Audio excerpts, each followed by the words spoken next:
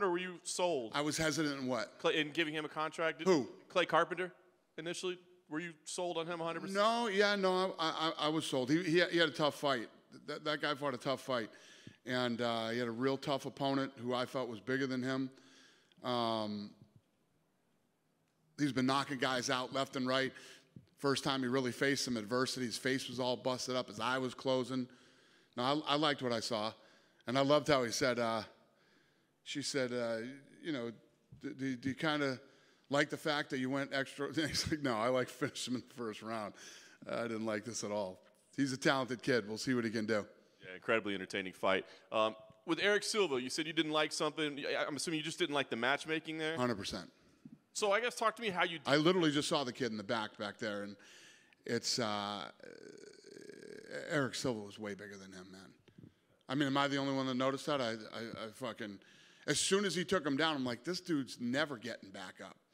He's not, yeah. We usually don't do that. So, I mean, is it difficult for you to evaluate? Because obviously it was an incredible performance, even if it was maybe not the greatest matchmaking. That was pretty dominant. Well, was it listen, tough for you to evaluate? If you got a guy, listen, he's a 2-to-1 favorite. Eric Silva was a 2-to-1 favorite, and this is my opinion. In my opinion, this guy shouldn't have been fighting in that weight class, in my opinion. And Eric Silva went out and did exactly what you do to a guy that you're a 2-to-1 favorite over and that you're bigger than. And he did it in spectacular fashion. So I can't blame him. He did exactly what he's supposed to do and looked damn good doing it. Jamal Pogues, I guess, what convinced you that, yes, you know, because as you said, it wasn't the greatest performance, but, you know. He took the fight on short notice. Beat a tough guy in his first fight, right, when he came in here. I didn't pick him. Then he takes this fight on short notice. Looked damn good in the first round. The kid's fast and, you know, I thought it was only fair. This kid came here twice and fought a kid that was 10-1. And let's give him a full camp and let's see what this kid can do. Let's give him an opportunity. I mean, that's what this show's about. Show's about opportunities. He stepped up. He took the shot again and he won the fight. So took the fight on short notice. I'm going to give him a chance.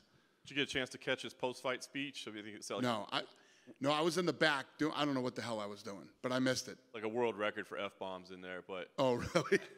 Might have to talk with them about that on ESPN. Yeah, I missed that one. All right, then we got to talk about Bo Nickel, right? I mean, he's the guy that everybody was here to see this week. He comes in, he's dominant.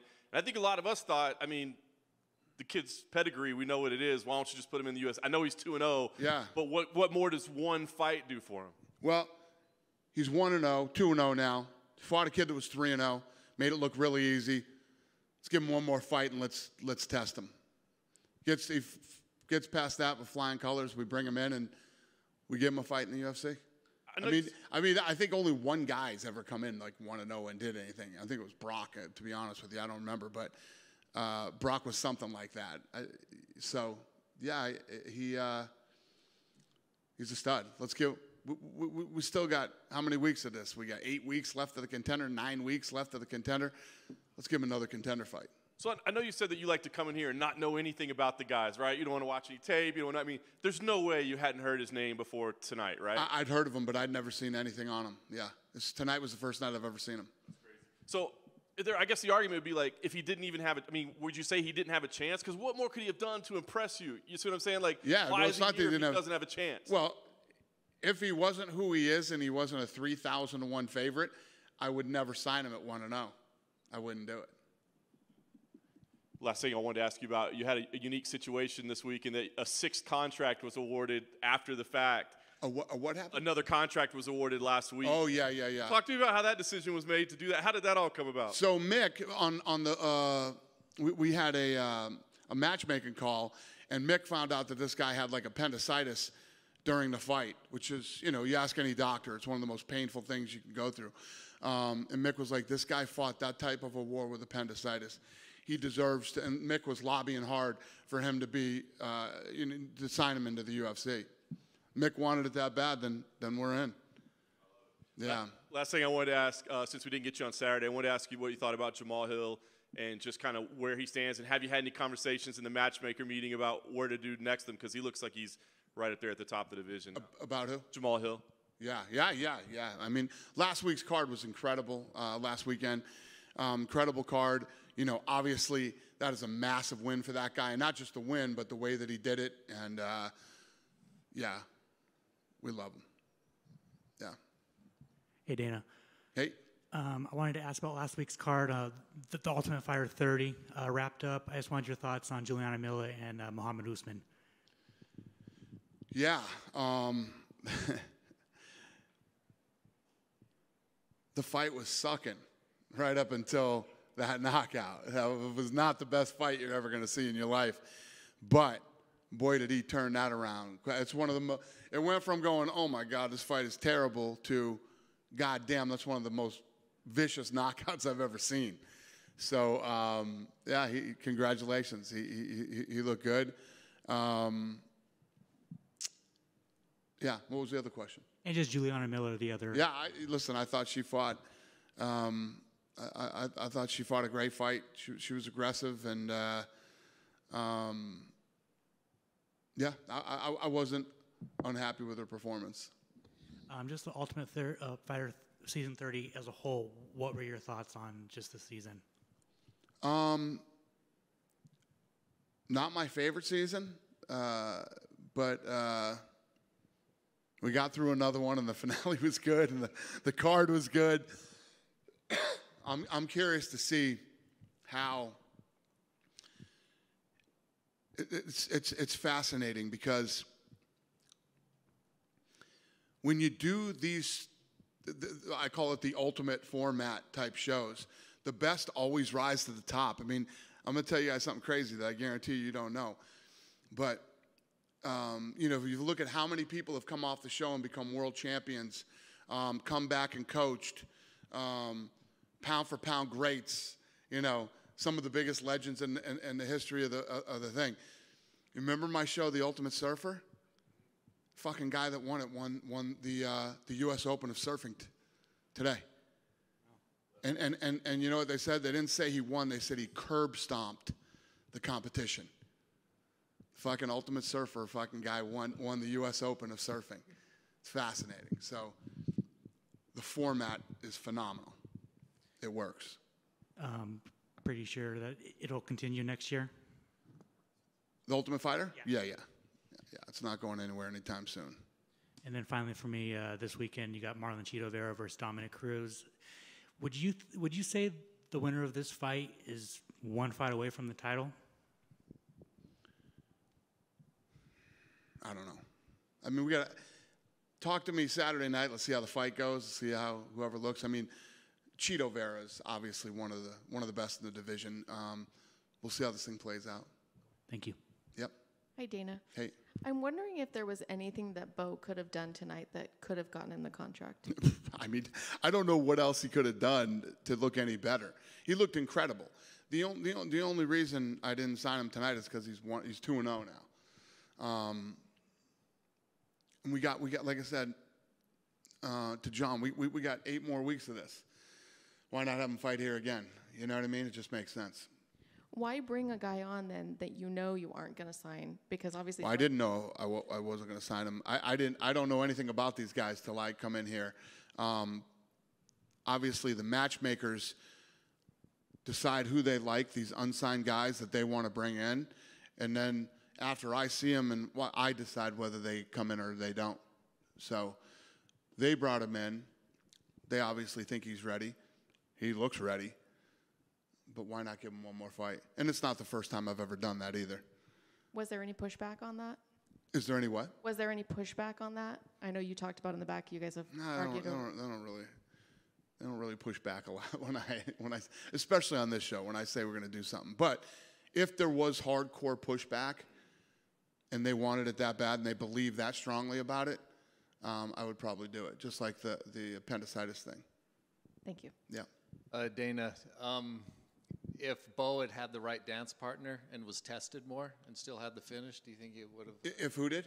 If Bo Nichols had the right dance partner and was tested more? Well, listen, man. I mean, he fought a kid that's 3-0 with 2 knockouts and 1 decision, and he made it look really easy. The kid is super talented, you know. I can tell that most of you are very bummed out that I did not sign him tonight, but relax, he will fight again on the Contender and more than likely get signed. There's not too much more that kid could have done tonight. He looked fucking incredible. Quinlan, who tested positive for the minuscule amount of the M3 metabolite, Jeff Nowitzki said that there was a possibility he could fight outside of the state of Nevada. Who did? Who's this we're talking about? Jeff Nowitzki. Oh, Quinlan, who yeah. tested positive last I don't know. Nowitzki, yeah, I'd ask Nowitzki that one. I don't deal with that bullshit anymore, thank God. But he mentioned that even though Nevada won't let him fight until they deal with it, he could fight outside, so that the possibility of him fighting this weekend, there was a possibility of Quinlan being on the card. Yeah, I did hear, but I do know about this, don't I? Yes, I do know about this. I don't know. Yeah, I don't know. I do know about this now that you say it. Yeah. A lot of bullshit goes on every week, and I forget, but now that you say that, I remember this. And is it still a possibility? I don't know. I don't know right here, right now, off the top of my head. How was the Red Hot Chili Peppers concert? I was a little disappointed, to be honest with you.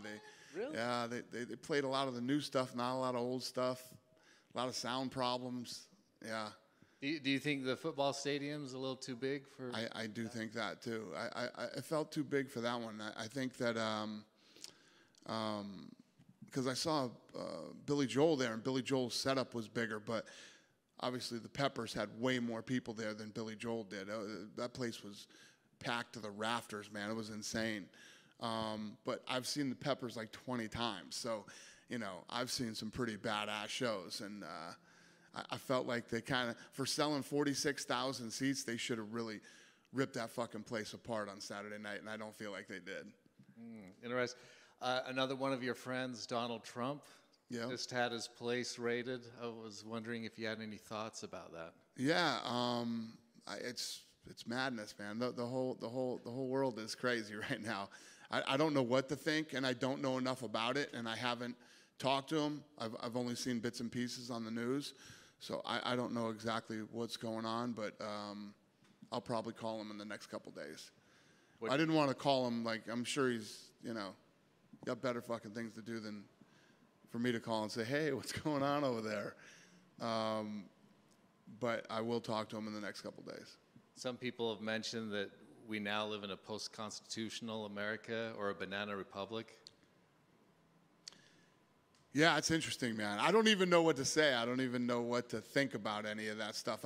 Again, because I don't know enough about it. But, yeah, I can think of about, without getting political right now and getting into all this fucking bullshit, but there's 10 other people's houses that probably should have been raided before his that haven't happened. So be interesting to see how this plays out.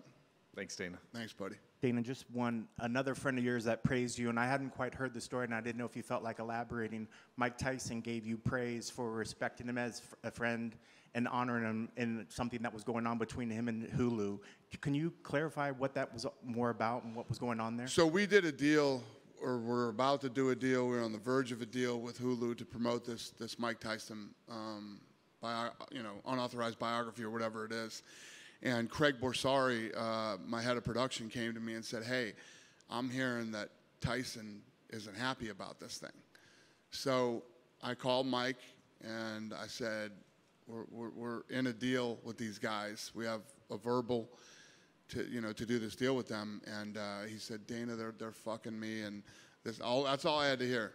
I said, I'm out then I'll squash this deal. So I killed the deal. And I told him that it was over and that I killed it, and we won't be promoting that show for Hulu. And and then he did what he did. Thank you for clarifying. Good. Thanks for coming, guys.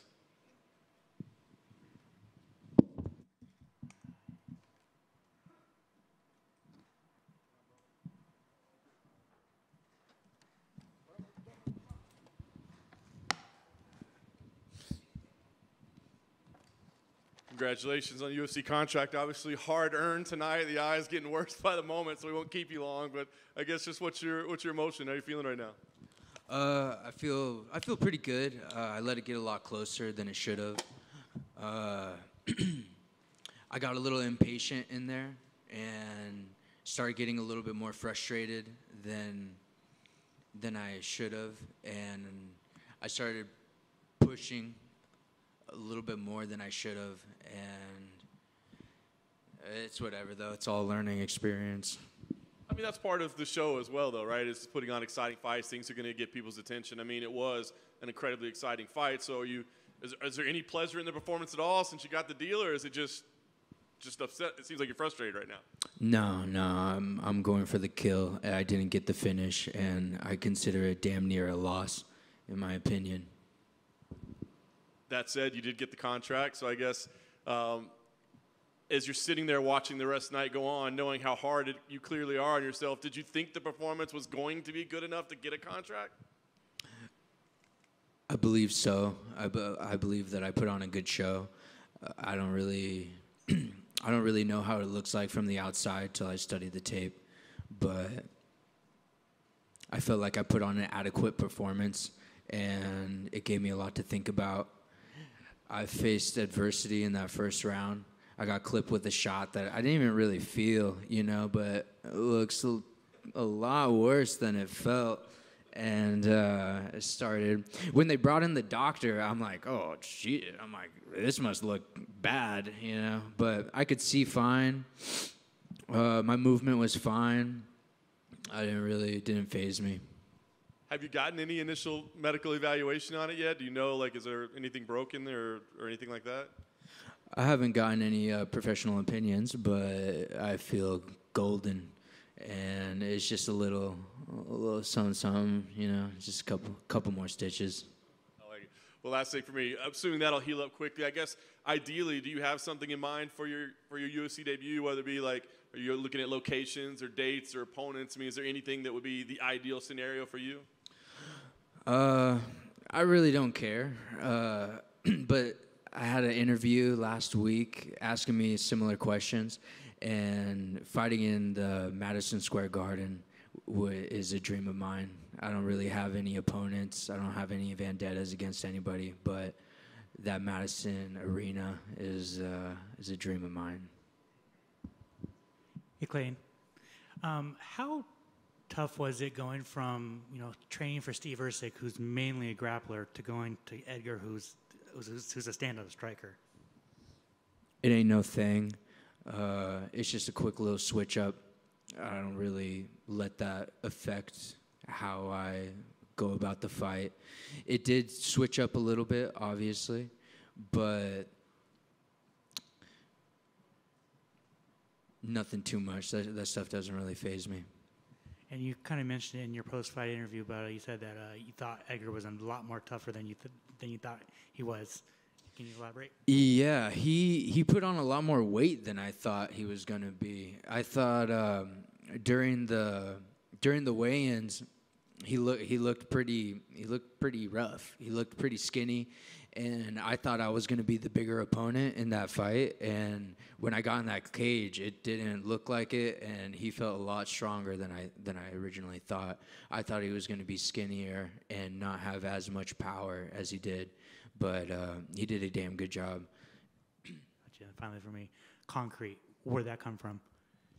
That's just the homies, just talking shit, just going back and forth, and it kind of just had a little ring to it, Clayton Concrete Carpenter. But I don't put my nickname in the lineup for the being announced because my name's enough. The nickname is for Instagram and all that other shit. So you're like a triple C almost. Yeah, whatever you want to call it. Congratulations. Thank you.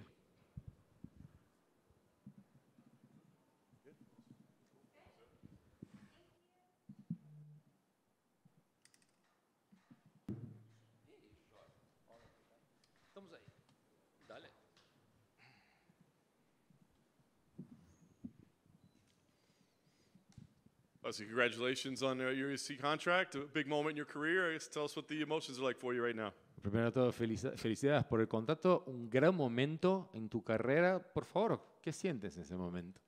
Muchas gracias, para mí es un orgullo, estoy súper contento, la felicidad no sé cómo expresarla, es un sueño hecho realidad y estamos listos para lo que se venga. Thank you so much. It's been obviously a great moment. It's a happiness, a lot of pride and happiness that I can't even express right now. But it's very happy to have that. Incredibly dominant performance. I guess was that the plan that you had, or did you see the fight going in that manner? Un desempeño dominante. O sea, ¿esperabas que pasara de esa manera? ¿Lo visualizabas así, que sería de la manera como fue? Siempre lo digo, nosotros nunca nos preparamos para finalizar en el primer asalto, segundo, siempre preparamos para una guerra. Las circunstancias se dieron como se dieron, finalizamos de nuevo en el primer asalto. El objetivo era finalizar la pelea, sea arriba o abajo, y ese era el trabajo. I always say that we don't prepare to actually end fights in the first or the second round. You have to be prepared for a war. But at the end of the day, the fight, that's what happened. And when we did it, I said, I'm going to end this fight either standing up or on the ground. That's what happened. Notice you're pointing to the UFC logo there. Is it still like the reality still kind of setting in for you right now? Estabas apuntando al logo de UFC, o sea, la marca. ¿Todavía la realidad está cayendo un poquito como que estás acá? Sí, la verdad que muchos años viendo UFC, desde que tengo ya uso de conciencia, siempre me imaginé sentado aquí apuntando el UFC y con eso atrás lo logramos. Yeah, since I've been a sentient being pretty much, I've always thought about something. I've always wanted to be here at this moment, having this microphone, pointing at the UFC with this behind me, and we made it. The last thing for me, I guess I'll ask what the next step is for you, because you got out of there, I imagine, relatively healthy. So when do you want to make your UFC debut? Is there an opponent or a location that you like? What do we see next? Una última pregunta mía. Obviamente, el próximo paso sería, por la manera como saliste, me parece que saliste con toda la salud posible, estás todo súper tranquilo. ¿Cuál sería el próximo paso? ¿Cuándo pelearías? ¿Cómo está eso en tu cabeza? Cuando me llamen, ya estamos listos. Como vieron, no salí con lesiones. Estamos listos. Todavía no han visto nada de mí. Todos piensan que soy un grappling y tengo muchas sorpresas bajo la manga. Whenever they call me, as you can see, as you saw, that didn't come out with any sort of injuries or anything of the sort. You have not seen all of me. I mean, you think maybe I'm a grappler because of what I saw, but I have a lot more to give, believe me.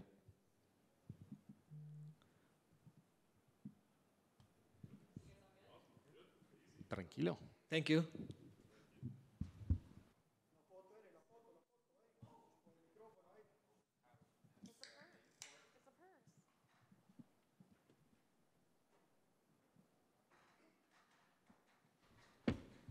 So I want to know, I've always watched this growing up. I'm just glad to fucking be in this part of it instead of watching. Just want to say that.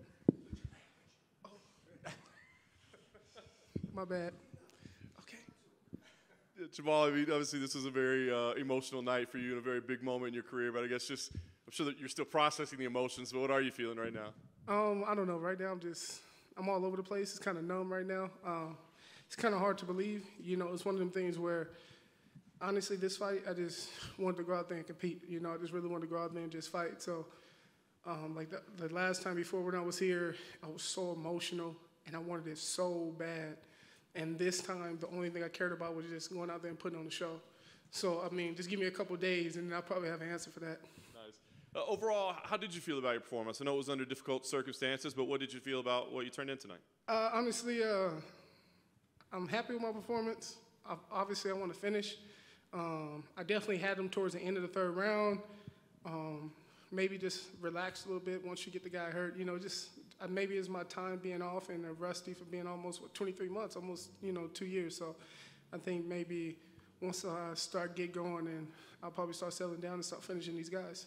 When you got done and you're kind of sitting in the back waiting, did you think you had done enough to get the deal, or were you worried that maybe you'd have to come back again? Yeah, no, honestly, I was in the back and I said, whatever happens tonight, I'm proud of myself. So this time I didn't care for the answer. I just said I'm more proud of myself for what I overcame to come back here. And then to get the answer, that I wanted it just put the icing on the cake, Nice. You had a lot of emotion in your post-fight speech. Did anybody talk to you about maybe 1 or 2 less F-bombs next time? Yeah, that man right there, John Wood. John Wood was like, hey, man, and Heidi came up to me, and Heidi was like, listen, can you stop, using the cuss words? Because it's kind of hard to understand you. And I was like, all right, my bad. And then as soon as I was getting ready for, to talk to him after I got the contract, Wood was like, hey, less language. And I was like, all right, my bad. And that's my fault to everyone that's going to watch this. It's just I was so emotional. And, I'm good now. I mean, I always assume if you're watching a cage fight, you can put up with an F-bomb or 2, you know what I mean? But it was a lot of them. It was a lot that had to come out. Fair enough. Last thing for me, I mean, know how hard you worked to get here. You got this deal. What's next? I mean, do you have an ideal scenario in mind for, when you'd like to make your debut, who you'd like it to be against, where you'd like it to be? What's the ideal scenario for you? I thought about this. The first thing I'm going to do, I already talked to John Wood. I already talked to Iridium. It's time for me to get down to 205, my original weight class. That's number one. Like I said, when I came back, I was like 275, almost 280. So coming back was just, I just tried to get best in shape as I could. Obviously, I dropped a lot of weight compared to what I was, but working my way back down to 205 and fighting in the light heavyweight division. It's guys that I know that's in the top 10 that I want to fight. Jamal Hill. First thing about Jamal Hill, not that I don't like Jamal, so Jamal, don't think I don't like you. I just feel like it should be only one Jamal. So that's my problem with Jamal Hill. But other than that, I actually love Jamal Hill. I love his tweets. I love watching his reels on Instagram. I want Paul Craig. I like his jiu-jitsu, and they made a mistake. I'm actually a black belt. And not only am I a black belt, I'm a really good fucking black belt. Oh, excuse my language again. Use that mode. But I beat some good people, I'm not going to throw names out there that's not me, but I beat some top names in the jiu-jitsu sport, so I know where my jiu-jitsu holds to some of the best guys in the world. And let me see, it's going to piss a lot of people off because he's from my old gym. He's from my hometown. I want Dominic Reyes. It's nothing against Dominic Reyes. I mean, we used to be training partners. He's never done anything to me, but I just feel like if we're going to say who's going to be the best out of, the high desert, Victorville, Hesperia, Apple Valley, all of that, is me. And a lot of people know that. So he can see this and take this the wrong way and think I'm talking shit about him. I'm not. Me and Dominic are cool, but it was sooner or later I was going to be in the UFC. So, and we have to fight in the same weight class. So it was going to happen someday. So that's pretty much it. Jamal, you talked about this journey. Sorry. You talked about the journey you've been on. I know it's tough to get back. The last couple of weeks, ever since you found out you're coming back here, how hard has it been to kind of focus on just the moment without, thinking too much big picture, just focus on what you had to do tonight? I just took it a day at a time. It was a lot of stuff that happened. It was a lot of emotion that I was feeling coming into the fight. Just things started happening left and right. It started with my mom, and then it's always the little thorns just happening just left and right. So I just took it a day at a time, and then I just had good people around me, just constantly giving me love, support, and that just kind of made it a little bit easier for me, And then I think honestly today, right before I was at the hotel room, I literally cried so much because everything was finally coming out, and I was just so happy and proud of myself for what I overcame to be back here. Would you worry about the emotions taking over in the fight, something interfering with kind of what you wanted to do? No, because I told myself we're going to deal with this after. Let's get the job done, and then after we're going to deal with everything else. Probably not tonight because I'm letting you know I'm going to be drunk somewhere, but maybe tomorrow, but definitely in the next couple of weeks, I'm going to sit down and process everything that's happening and the last 2 years. I've just been working, honestly, guys, so I never really sat down and really just tackled my problems, and I just really just was working because I just wanted to be back here. So give me a couple weeks, and I'm going to finally sit down and just over the next couple weeks and get things in order. And I know you talked about just kind of worrying about the moment in the fight, but knowing that you won last time but didn't get a contract, did that enter your mind at all in the ring, trying to do something to impress instead of just trying to win? No, because it's a different Jamal. The Jamal you met 3 years ago, still a lot of anger, a lot of insecurities, a lot of doubt, a lot of fear. And this one came in and he was just a whole different person. I'm not even the same person I was 2 years ago, not even a year ago, and I grew up so much. So that's why when I was watching that fight, you can ask my corner, I was like, dude, I would kill that guy. And I'm talking about myself. Like, I would kill that guy because I'm not even that person mentally anymore. So it was just great about that. I know you got some props from a pretty good boxer after the win tonight. What was that conversation like? What did Deontay tell you? He really told me, he said, dude, you got a good jab. He was like, you got a good jab. And he was like, you need to put that right hand behind it. Like, he was like, your jab is nasty, it's fast. People are not going to catch it. But you need to start setting it up and throwing that right hand behind it. And then, you know, John Wood put in there, oh, I've been telling them. And then everybody was just on me. But, you know, yeah, it is. John's been telling me that since I started coming to Syndicate, start putting that right hand behind it. And I started throwing it a little bit more. I thought I threw a lot of them, but I guess I didn't. But I heard him throw the right hand, switch it up. But, you know, the words from Deontay was just like, you have a good jab. You got a good chance in this sport.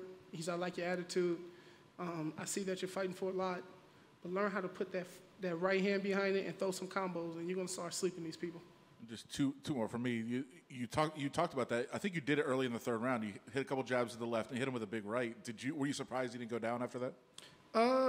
Honestly, when I rocked him, I was just like, just go for the body, you know. But then he covered the body a lot, you know. But then when I did throw the right hand, you know, I did see him wobble, but then he recovered quick. So he's just tough. So it's one of them nights where like most people would drop, but this guy was probably the only dude that didn't drop. So you know, it was just a long night in the office for him.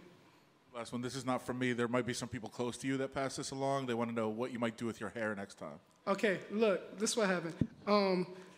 I got the fade on the side. I was supposed to get my hair braided, but then I went to the hair lady, and she told me my hair was still too greasy, and I should have washed it some more.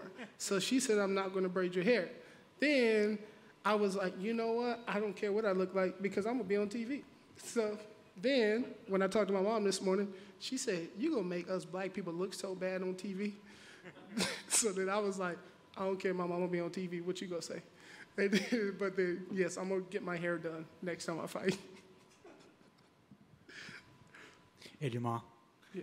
Yes, sir. Speaking of your mom, have you talked to her yet? I haven't talked to my mom yet. Just right now, just trying to get all the UFC stuff done. You know, I don't want to walk around here crying and stuff. So I'm just trying to, like, get done with everything I need to be done here. And then I just want to have that conversation with me and my mom one-on-one. And, you know, just talk to her. You know, I didn't get to really go home, you know, when she had the surgery to get the, you know, all the stuff taken out. She starts chemo in a week and a half.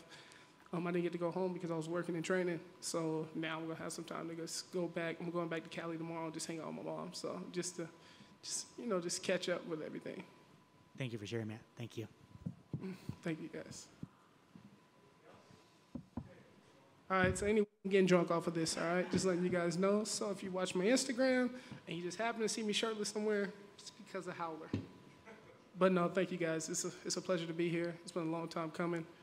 I've been watching you guys for so many years and listening to you guys, so it's kind of good to be on the other side. So hopefully we'll have more moments like this. All right, guys? So thank you, guys. Time to get drunk.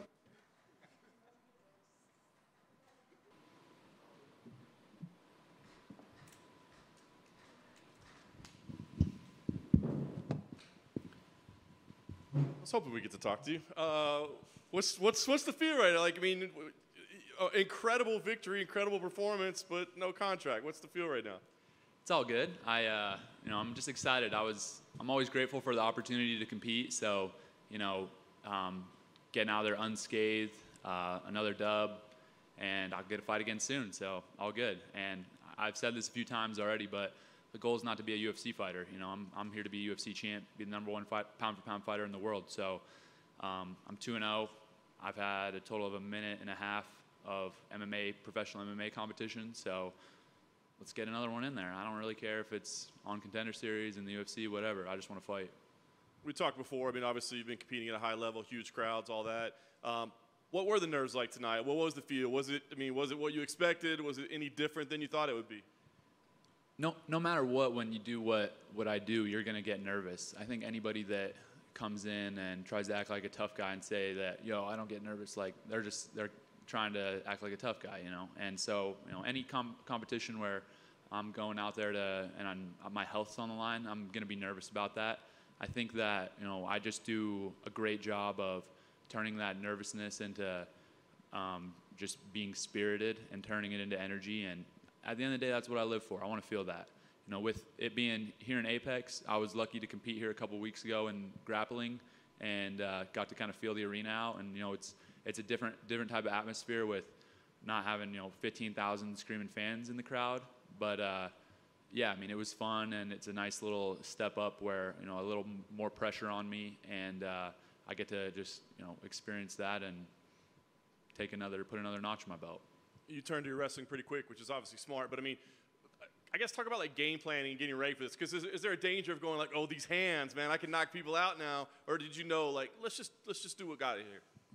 I think anybody that I fight for the rest of my career, it doesn't matter if it's my next contender fight or my first fight in the UFC or when I'm fighting for the UFC title, they should expect to get mauled in wrestling if I want to do that to them, And I'm just building my reputation. I can do that to anybody on the planet. If anybody on the planet comes out against me and I can take them down, put them on the ground, beat the crap out of them, and choke them out if I want to. And I think that every single opponent I come up against should know that. And so for me, it's about building my reputation. Every single fight I have, I'm strong, I'm explosive, I'm powerful, I have better technique than people, and I don't get tired. So yeah, I mean, I'm just again putting another notch in my belt, building my resume, and that's it. So you get done with the fight, quick win. I mean, in your head, are you like, yep, done deal, that's the contract right there? No, I didn't think that at all.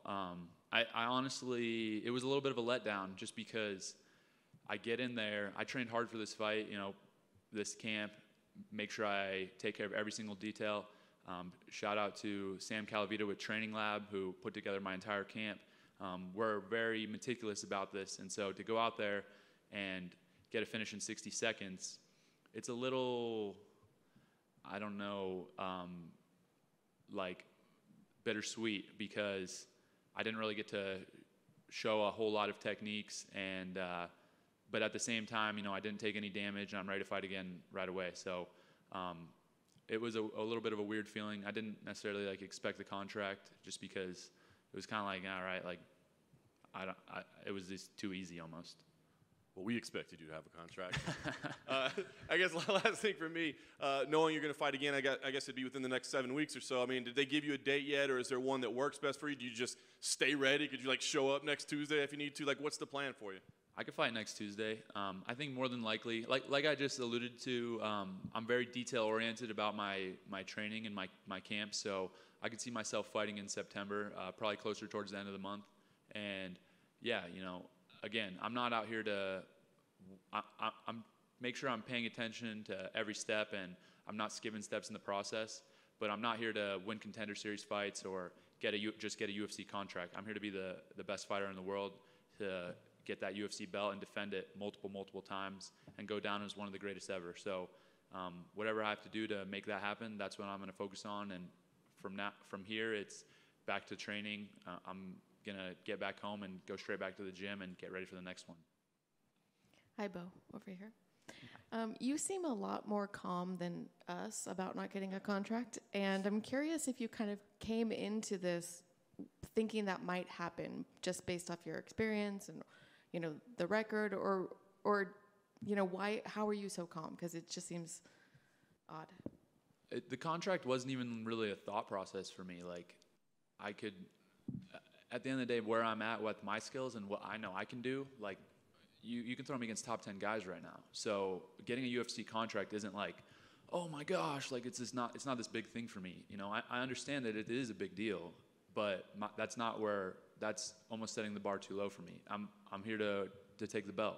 And so with that being said, I've only trained for a year, and I'm 1 year into this, plus 20 wrestling years, so a little more than that. But 1 year into this, and I want to respect the process. And if Dana thinks I need to fight another Contender Series fight, all good.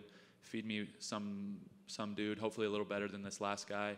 But it doesn't matter who it is. I'll do the same thing to him.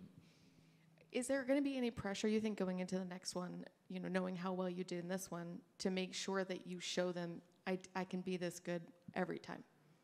There's always pressure. I mean, I set the bar pretty high. I I don't really want to list my accolades, but I think they speak for themselves. And my goal isn't to necessarily impress other people. It's to just go out there, be the best version of myself. And that's why I train so hard. That's why I put in the work that I do every single day. And, that creates just a strong belief in myself and my capabilities. So I don't necessarily worry so much about expectations as far as, one-upping my last performance. I know I'm going to do it. Like, I've been doing this since I was 6. So at the end of the day, if you look at my wrestling career, I win a national championship as a sophomore. As a junior, I one-up it. I get a pin in the finals. And as a senior, I was the most dominant, most dangerous wrestler in the entire country, one-upping it again. So that's just part of what I do, and I'm gonna keep one-upping it. And that's not something that I worry about. I just do it. Just along those same lines, are you somebody that understands or follows the betting market at all? A little bit. I mean, you were a minus 3,000 favorite at one point tonight, which that's a little low, I would think. It should have been more like, honestly, it was just free money if anybody bet on me, in my opinion. But yeah. It's 300 to win 10 for those that don't understand the market, which is kind of silly. When you're like, does that even enter your mind at all? Of I'm just supposed to dominate. I'm supposed to do this to this guy. So, well, I guess the betting odds didn't really. I felt like that already.